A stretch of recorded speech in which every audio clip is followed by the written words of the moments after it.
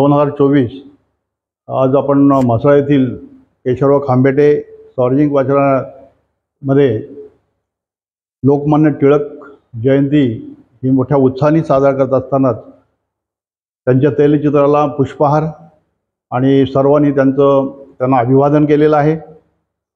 आता नेमका पुण्यतिथी साजरा करण्यामागचा नेमका उद्देश काय असतो तर साधारणपणे स्वातंत्र्यपूर्व काळामध्ये आपल्या भारतीय वीर पुरुषांनी मोठं योगदान त्यांचं ह्या लढ्यामध्ये आहे आणि त्यापैकीच एक बाळ गंगाधर टिळक की ज्यांनी स्वराज्य हा माझा जन्मसिद्ध हक्क आणि तो मी मिळवणारच अशी सिंहगर्जना करून एक रणशिंग फुंकलं होतं आणि अखंड भारतीय लोकांना त्यांनी प्रवृत्त केलं होतं।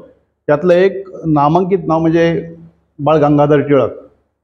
अतिशय द्वेष्टे आणि शुद्ध चरित्राचे आणि एक भारतीय स्वातंत्र्याची आस घेऊन जगणारे व्यक्तिमत्व म्हणून त्यांना ओळखलं जातं।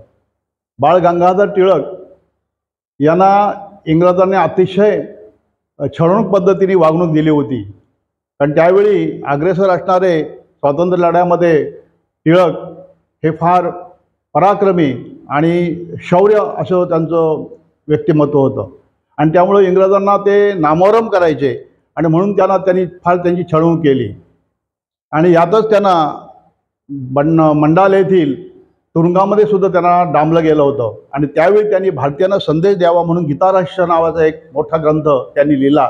ते तिथे गप्प बसले नाहीत। त्या चळवळीमध्ये त्यांनी संपूर्ण आपली मतं ही पुष्टांकित केली आणि नंतर त्यांचं रहस्य हे संपूर्ण भारतीय लोकांना कळलं आणि अशा प्रकारे हे मोठे एक आपल्या स्वातंत्र्य काळातले व्यक्तिमत्व म्हणून ते ओळखले जाणारे त्यांचा ज्यावेळी अंत झाला म्हणजे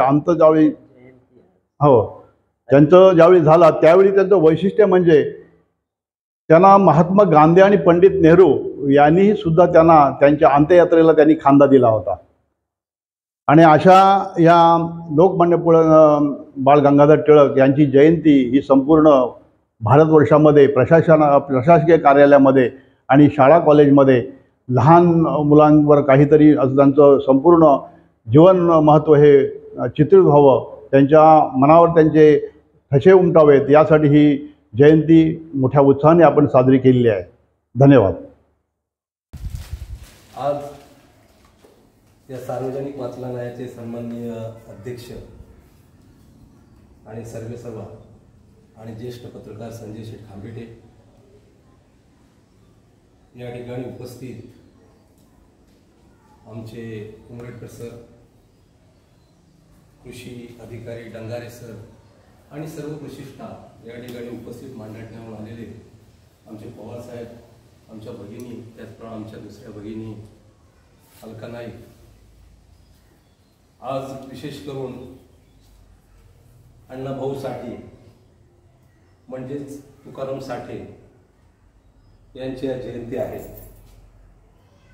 त्यांचा जन्म 1 ऑगस्ट 1920 रोजी सांगलीतल्या वाटेगाव मुक्कामी झाला। अत्यंत खडतर परिश्रमामध्ये आपल्या कुटुंबियातील लोकांनी त्यांना शाळेमध्ये धाडलं, पण शाळेत शिक्षण जर पाहिलं ह्या माणसाचं तर फक्त अर्धा दिवस शाळेत गेला। मग अर्धा दिवस माणूस पुढे जगाचं नाव करेल का हा एक प्रश्न होता।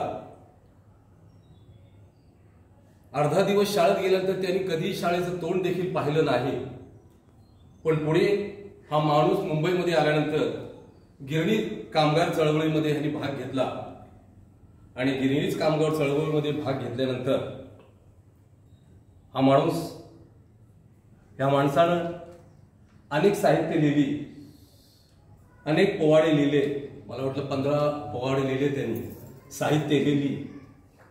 असा हा माणूस छत्रपती शिवाजी महाराजांबद्दल पोवाडा लिहिला आणि आज अण्णाभाऊ साठेंच्या जयंतीनिमित्त आकाशातील ताऱ्याला अण्णाभाऊ साठेंचं नाव देण्यात आलेलं आहे।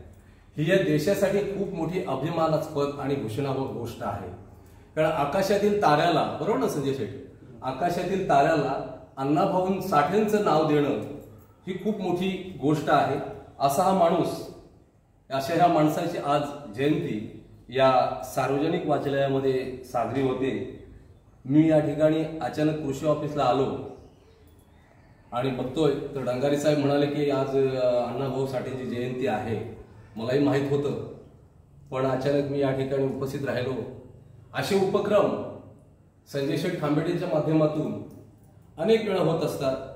मग आंबेडकर जयंती असेल, छत्रपती शिवाजी महाराजांची जयंती असेल, अण्णाभाऊ साठेंची जयंती असेल किंवा अन्य जे क्रांतिकारी पुरुष आहेत, महापुरुष आहेत, त्यांच्या जयंत्या वाचनालयामध्ये होत असतात. मी अण्णाभाऊ साठेंच्या जयंतीनिमित्त आपल्या सर्वांना शुभेच्छा देतो आणि 2 शब्द पूर्ण करतो.